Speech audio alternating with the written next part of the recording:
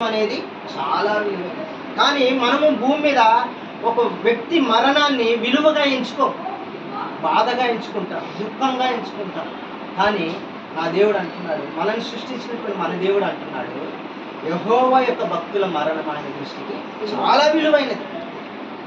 ఆ అట్టి విలువైన దానిని దేనితో కొనలేము కూడా కదా. అందుకే అంటాడు, ఒకరి పుట్టుక దినము కంటే మరణ దినము మేలు అంటాడు కదా. అందుకే మన పుట్టుక అనేది ఎలా పుట్టామో ఎవరికి తెలియదు, కానీ చనిపోయే వరకు మన జీవితం ఏంటో అందరికీ తెలుసు కదా. నాన్నగారు కూడా చనిపోతే అసలు ఎంత ఆతృతపడ్డాడు, తన బిడ్డను చూడాలనో లేకపోతే తన ఆశయమైందనో, కానీ తను రప్పించుకున్నాడు కదా.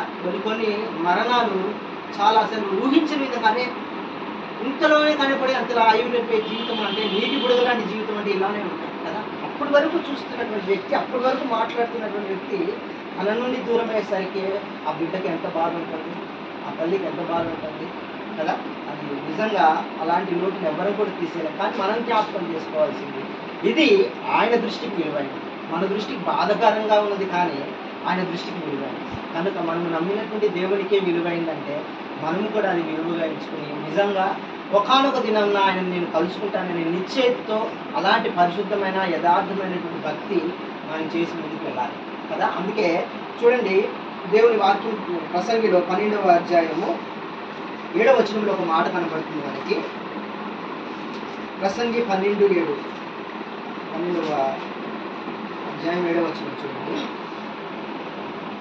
మన్నైనది వెనుకటి వలనే మరలా భూమికి చేరును, ఆత్మ దాన్ని దయచేసిన దేవుని యొద్దకు ఎక్కడికి వెళ్తుంది కదా. నేను అంటాను, ఇప్పుడు మనిషిలో ఆత్మకు విలువ ఉందా, శరీరానికి విలువ ఉందా? ఆత్మకే విలువ. కానీ జ్ఞాపకం చేసుకోండి, ఇట్టి ఆత్మని ఎవరు కూడా పట్టించుకోవట్లేదు, శరీరాన్ని మాత్రం బాగా పట్టించుకుంటారు. ఏమి తినాలి, ఏమి తాగాలి, ఎలా సూచించాలి, ఎలా సంపాదించుకోవాలి శరీరం కోసం కదా, ఏది చేసినా జానేడు పొట్ట కోసం కదా అన్నట్టుగా బ్రతుకుతున్నాం మనం. కానీ మన ఆత్మను కూడా ఒకసారి జ్ఞాపకం చేస్తాం. ఎందుకంటే ఈ ఆత్మ అనేది నాది కాదు. అందరూ అంటూ ఉంటారు ఆత్మహత్య చేసుకున్నాడు. ఆత్మను అసలు హత్య చేసుకుంటాడు ఎవరైనా? ఎవరు చేసుకోలేదు కదా. అందుకే జ్ఞాపకం చేసుకోవాలి, మన్నైనది వెనుకటి వల్లనే మరలా తిరిగి భూమికి చేరుతుంది. కానీ ఆత్మ అది నమ్మితే మనం దుఃఖించాలి.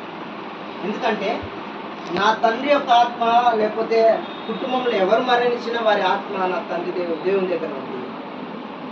అంటే నేను కూడా ఒకనొక రోజున ఈ శరీరం అనేది మట్టిలోకి వెళ్ళిపోతుంది, ఆత్మ మాత్రము దేవుని దగ్గరికి వెళ్తుంది అనే నిశ్చయితతో మనం ఉండగలిగితే అది విలువగా ఉంటుంది.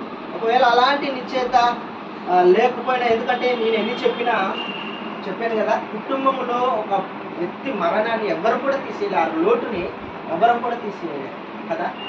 అట్లా అలాంటి లోటు నేను అనుకుంటా, అదే బ్రదర్ ఎందుకు బాధపడుతున్నారంట, కానీ ఆ సమస్య నాకు వస్తే నాకు తెలుస్తుంది కదా. నిజంగా మంచి గుండె ధైర్యం కలిగి కుటుంబానికి దేవుడు ఆదరణ కల్పించినట్టు, కుటుంబానికి నెమ్మదిని కల్పించినట్టు. ఎందుకంటే కొన్ని సంవత్సరాలైన, ఎందుకంటే వారు చూసినటువంటి విధానం, వారు పెంచినటువంటి విధానం, వారు పోషించినటువంటి విధానం, అరే ఎంత కష్టం వచ్చినా ఆ కష్టమేంటో నాకు తెలియకుండా పెంచాడు అని ఇవన్నీ ఒకసారి ఆలోచన చేసుకుంటే ఏ కుటుంబానికైనా.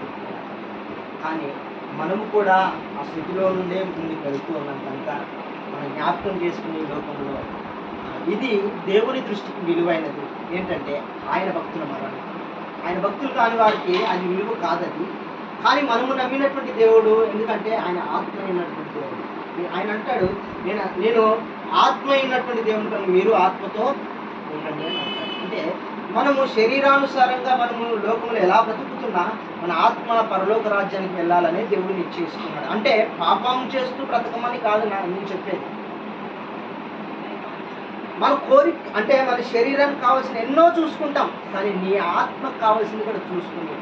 దేవుని సన్నిధానంలో ఆయనకు మహిమార్థం మనం జీవిస్తే అదొక విలువగా దేవుడు మనని మహిమపరుస్తూ ఉంటాడు. కనుక దేవుడు ఇచ్చినటువంటి ఇంటి ఆత్మ దేవుని దగ్గరికే వెళ్ళినట్లు మనం ప్రయాసపడాలి. అంటే మన భక్తి జీవితాన్ని మనం కాపాడుకోవాలి, మన విశ్వాసపు జీవితాన్ని మనం కాపాడుకోవాలి. ఈ లోకంలో దేనికైనా, ఎందుకంటే ఈ మరణానికి ఏమీ లేదు. అన్నిటికీ స్వార్థం ఉంటుందేమో కానీ దీనికి లేదు. అందరినీ ఒకే విధంగా చూస్తుంది, ఏ ప్రాంతం కానివ్వండి, ఎవరైనా కానివ్వండి.